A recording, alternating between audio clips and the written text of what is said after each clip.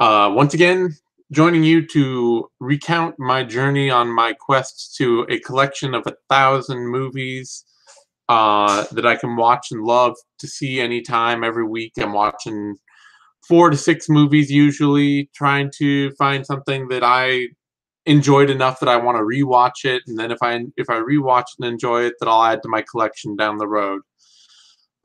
This week, I I started out this didn't get this week I didn't end up with anything that really gripped me. There's one movie that I'm going to talk about lead off with here that was probably my favorite of the week and that I'm most likely to rewatch.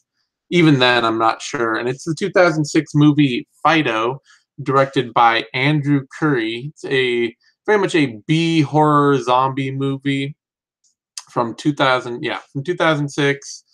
Um, doesn't really star anyone of note. It's not directed by anyone of note or written by anyone of note, but it's a really solid, very strongly crafted B movie, very well set in the horror schlock genre, in the not starring anyone famous, but a lot of good character actors, a lot of people that are recognizable. Billy Connolly and I think Dylan Baker, yeah, and Carrie Ann Moss, and just a cast of actors where you watch it and everybody in it, from the stars to random character actors and other parts, are just like, oh, I've seen that guy and stuff. And I always like movies like that, especially B movies like that, because oftentimes it gives very good actors who tend to only play very limited roles chances to really shine. And this feels like that kind of movie.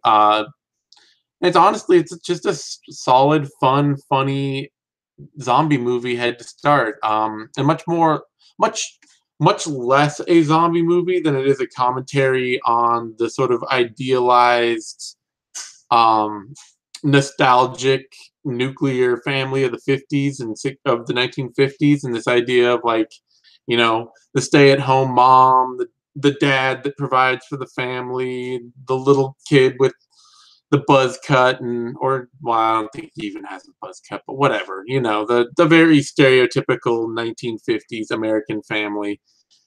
And it's very, it takes place in sort of a pseudo, I almost would like to call it a Fallout 1950s nostalgia from the video game, where it's all the clean lines and all of the pretty reds and whites and all that are there of classic 1950s style, but it's after the zombie apocalypse and after society is rebuilt after the zombie apocalypse in this sort of faux 1950s. There was a great war against the zombies that people fought in, and the movie is much less a commentary, much less of a zombie horror movie, much more of a commentary on the sort of failed 1950s, the idea of failed 1950s masculinity, and this father figure who is more or less just replaced and constantly at odds with uh this zombie that is a better father figure than he is. um Let me see. Is it? I believe it is Dylan Baker. Yeah, Dylan Baker plays the dad, and he's just kind of this wormy, average 1950s everyman dad, and he doesn't really have any interest in his wife, and he's kind of shell shocked from the war, and he isn't he's really just doesn't even notice or spend any time with his kid. So his wife gets this zombie, and the wife and kid just immediately find the zombie to be a much better, more present person in their lives than their dad is. And that's most of the movie's about. It's kind of a shame that it's I think mostly like I have a copy of it over here that a friend loaned to me, and that's how I ended up watching it. And it's really terribly miscast, like um designed as a cover, especially like here's the cover for the movie you can see, and it looks like this super grim B movie classic zombie movie, and it is a B movie, but that's not what it's about at all. And it's a lot more fun, a lot more kind of weird than that, and a lot more enjoyable because of it. I'm still not sure that it's the kind of movie I'm going to revisit a lot. It would, for me, it's a solid 3.5. It's definitely like more of a 3 for recommendation. You kind of really have to be into zombie movies or B movies to be into it, but it's well directed. It's well acted. It's got a tight storyline to it, narrative arc. There's nothing wrong with it. It's definitely just a fun, weird movie. Mostly, its reliance on the kid as a narrative, as a major part of the narrative, is the reason that I would find myself being like, I don't know if I really want to put this on again and sit down and watch it and have to deal with all this kid's problems with his father. But outside of that, a lot of fun, and definitely recommend it if you're really into zombie movies and haven't seen it. After that, also from 2006, I saw Tell No One, the French mystery thriller starring Francois Cluzet and Marie-Josée Croze, I guess, and Kristen Scott Thomas too, surprisingly, because she speaks French really well, and why not cast her? But a solid, somewhat kind of, not necessarily, I wouldn't say by the numbers thriller mystery, but not a very challenging movie. Like, it's fun. It's about this guy whose wife is killed tragically and murdered randomly one night while they're out, bathing together in a lake. And then years later, the discovery of two bodies nearby restarts the investigation because one of the bodies can sort of be tied to her. And so they think, these two men may have been involved in the killing, but the police also start to suspect him because his story and his alibi at the time that she went missing sounded really weak. And so he has to kind of run from the police while proving his innocence to find the real killers. And there's a whole plot involved in what actually happened to her and all that. And it's solid. I saw it and I ended up watching it. It's directed by William Kennett, who directed The Beach, I guess. Yeah, let me see. No, he didn't direct The Beach. Never mind. He must have produced it or something. I don't know. But I mostly rented it off recommendations from people who respond to me having seen things like The Vanishing and something else by that same director. I'm trying to remember now. Let's see. That was directed. No. Oh, not The Vanishing, but oh well. Whatever. Anyway, I got it as a recommendation from people who heard me talking about other similar movies and were like, "Oh, you should see this one. You might really enjoy it." And it's totally fine. Surprisingly upbeat, and by the end, and not to spoil anything, but I don't know. It's just not like there's not enough pull to any one part of it. The most fun part of the movie is sort of when the hero, the main protagonist, hooks up with this group of criminals to try and help him hide from the cops, and that takes the movie in several fun directions. But it never really, I think, paints a deep enough portrait of any of those extra characters to get you too involved. Like the villain, the people that end up being the antagonists, the relationships he has with other people, none of them, they all feel like just sort of shadows around his character to make his character to give his character something to do and to bounce off of while reflecting on how much he loves his dead wife, which isn't bad. It keeps the movie interesting, but it doesn't create a narrative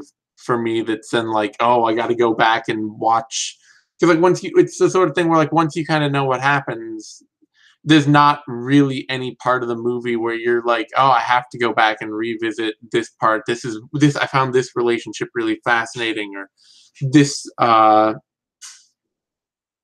of the narrative really especially gripping, or anything like that.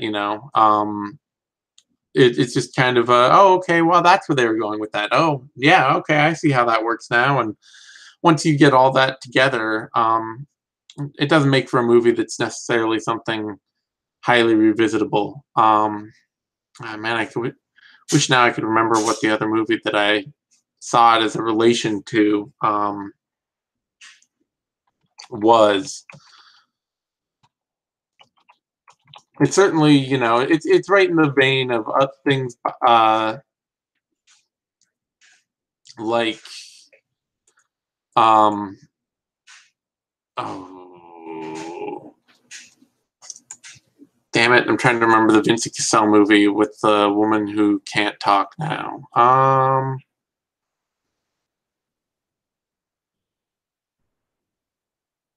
Read My Lips. It's certainly in that same sort of style of direction. Jacques Audiard, not nearly as deft, not nearly as artistic and challenging narratively as Audiard's movies, but the same sort of tone of feeling.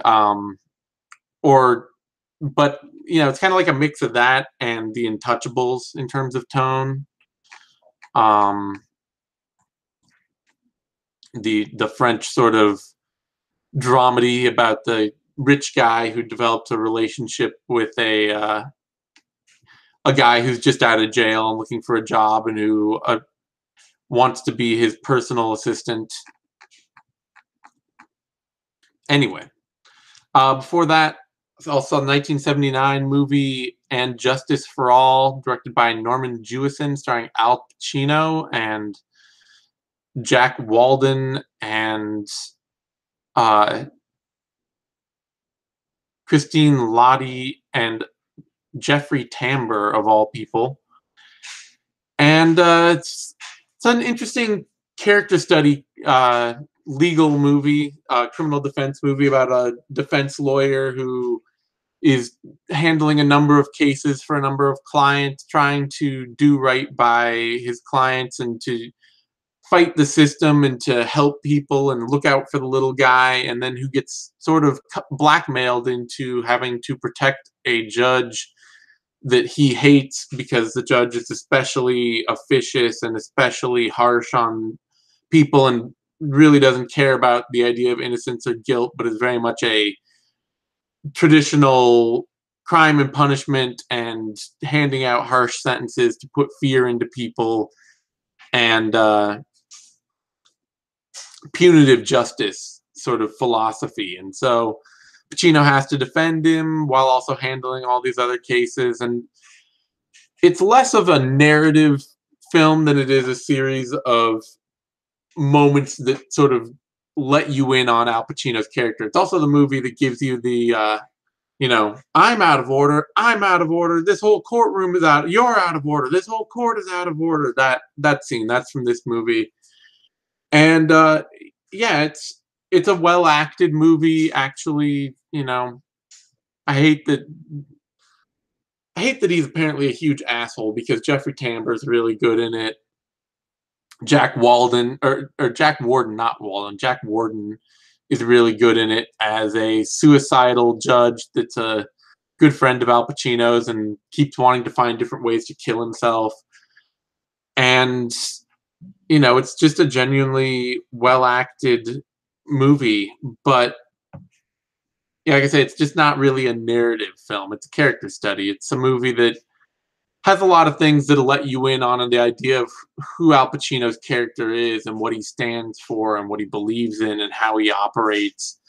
And it has a narrative arc that it has a story that it's building to. There are things that happen across the movie that give it stakes and something to follow along with. But I wouldn't say that the narrative, the interest in the movie is its narrative. The interest in the movie is really just Al Pacino's character and the people he associates with, and the reason he builds those associations and why.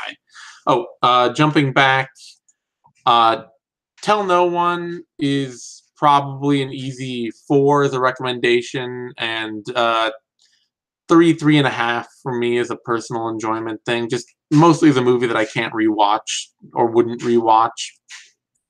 And Justice for All, probably a 3.5 or 4 recommendation, maybe closer to a 3.5, just because it's not very gripping, but also a 3.5 for me. Like, it's not the kind of thing that's just gonna, if you like movies that have a lot of fast moving plot elements, it doesn't have a lot for you. But if you're just a fan of great actors doing good acting, then it's got a lot to watch.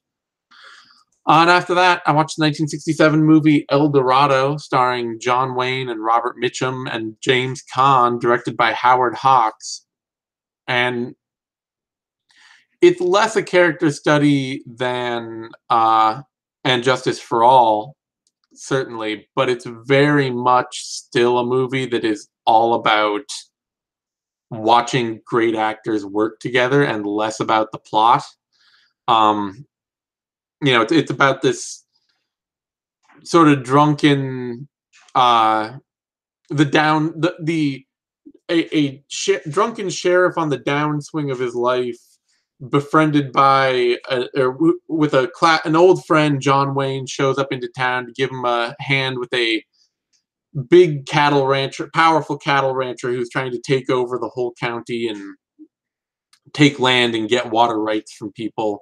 And James Caan is the sort of young tearaway who befriends both of them to help them. And watching Wayne and Mitchum and Caan and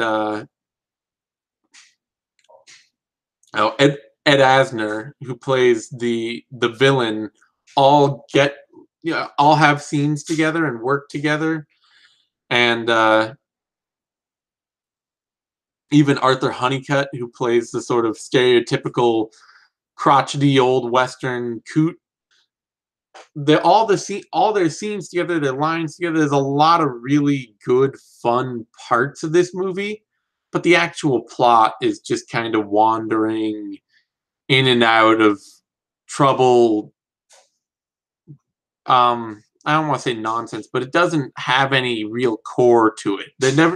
The stakes never feel that high. It never feels like the tension between your villains and your heroes is all that distinct. There's just sort of this like, well, we're in town and we're supposed to be the law, and they are in town and they are presenting a general threat at all times, but it never has that cohesive point where it feels like where it feels like protagonist and antagonist share important, meaningful screen time and do so to create a constant narrative tension. Like, it reminds me of a lot in that same way of Tombstone, where Tombstone has a lot of really cool scenes with a lot of really fun actors, but narratively it's just trash. Like, nothing connects any one scene in Tombstone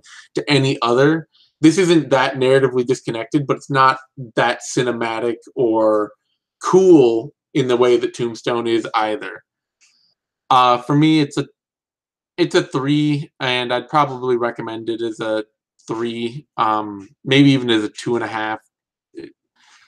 it's a movie that is really like if you love John Wayne and you loved Robert Mitchum, it's a fun movie to watch because of that.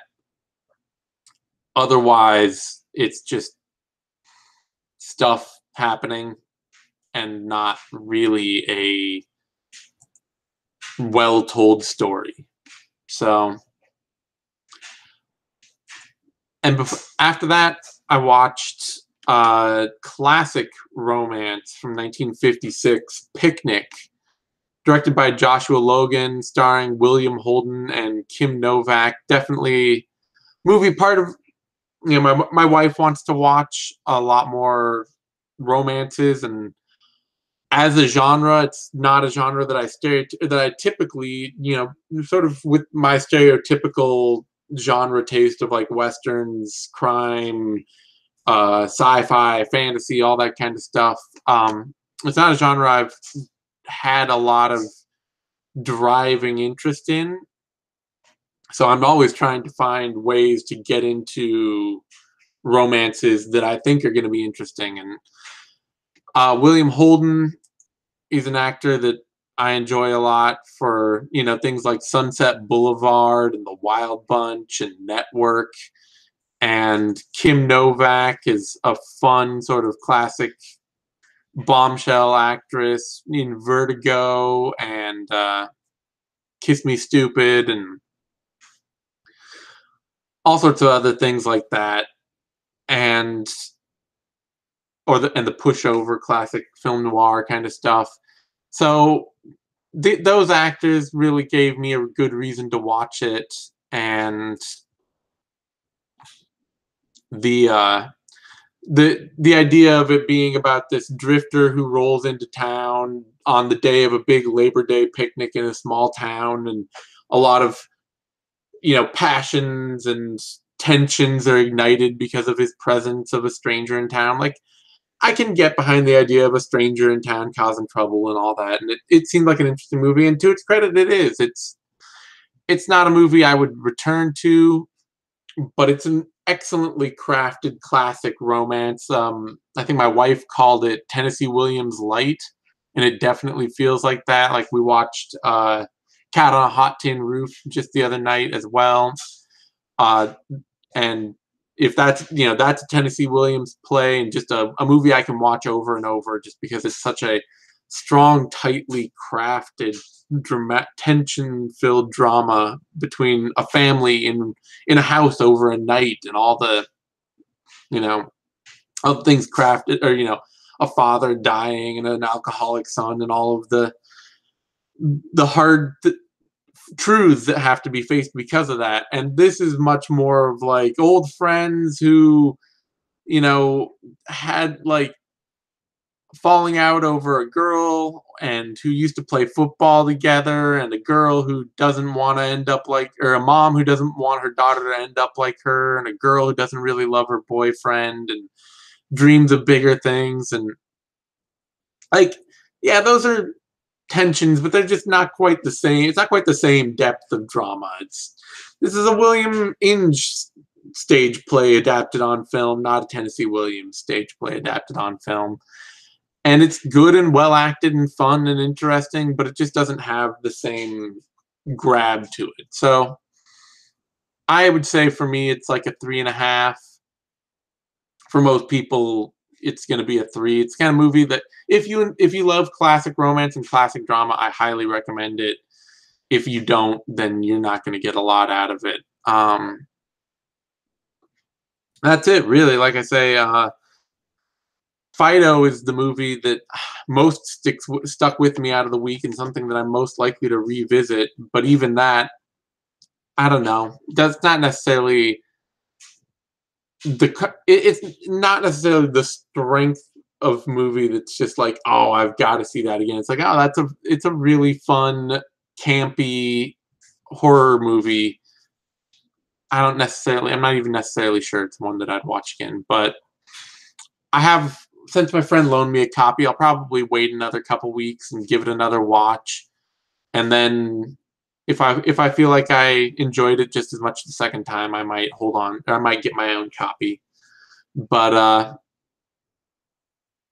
Yeah, other than that, give the show a like, thumbs up down there, subscribe to my YouTube channel, follow me over on Twitter at the Zane Simon, all that, and stay tuned for more of these as I keep watching more movies.